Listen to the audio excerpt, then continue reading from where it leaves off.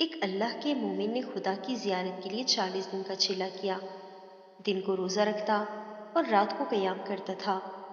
اعتکاف کی وجہ سے خدا کی مخلوق سے یکسر کٹا ہوا تھا۔ اس کا سارا وقت آہوزاری اور راز و نیاز میں گزرتا تھا۔ 36ویں رات اس نے ایک آواز سنی، شام 6 بجے تانبے کے بازار میں فلاں تانبا ساز کی دکان پر جاؤ اور خدا کی زیارت کرو۔ وہ وقت مقررہ سے پہلے تانبا مارکیٹ پہنچ گیا اور مارکیٹ کی گلیوں میں تانبا ساز کی اس دکان کو ڈھونڈنے لگا۔ وہ کہتا ہے اس نے ایک بزرگ عورت کو دیکھا جو تانبے کی دیگچی پکڑے ہوئے تھی اور اسے ہر تانبا ساز کو دکھا رہی تھی۔ اسے وہ بیچنا چاہتی تھی۔ وہ جس تانبے ساز کو اپنی دیگچی دکھاتی وہ اسے تول کر کہتا 4 ریال ملیں گے۔ وہ کہتی 6 ریال میں بیچوں گی۔ کوئی تانبا ساز اسے 4 ریال سے زیادہ دینے کو تیار نہ تھا۔ آخر کار وہ بزرگ ایک تانبا ساز کے پاس پہنچی۔ تانبا ساز اپنے کام میں مصروف تھا۔ بزرگ عورت نے کہا میں یہ برتن بیچنے کے لیے لائی ہوں اور میں اسے 6 ریال میں بیچوں گی، کیا آپ 6 ریال دیں گے؟ تانبا ساز نے پوچھا صرف 6 ریال میں کیوں؟ بزرگ عورت نے دل کی بات بتاتے ہوئے کہا میرا بیٹا بیمار ہے، ڈاکٹر نے اس کے لیے نسخہ لکھا ہے جس کی قیمت 6 ریال ہے۔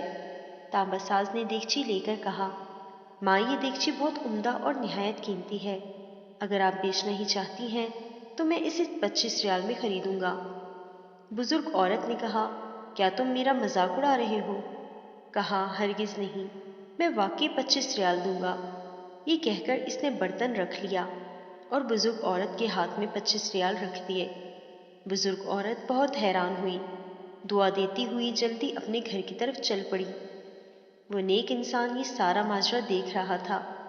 جب وہ بزرگ عورت چلی گئی تو اس نے تانبے کی دکان والے سے کہا لگتا ہے آپ کو کاروبار نہیں آتا، بازار میں کم و بیش سبھی تانبے والے اس دیگچی کو تولتے تھے اور 4 ریال سے زیادہ کسی نے اس کی قیمت نہیں لگائی، اور آپ نے 25 ریال میں سے خریدا۔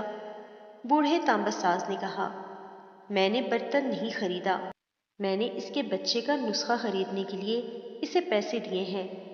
میں نے 1 ہفتے تک اس کے بچے کی دیکھ بھال کے لیے پیسے دیے ہیں۔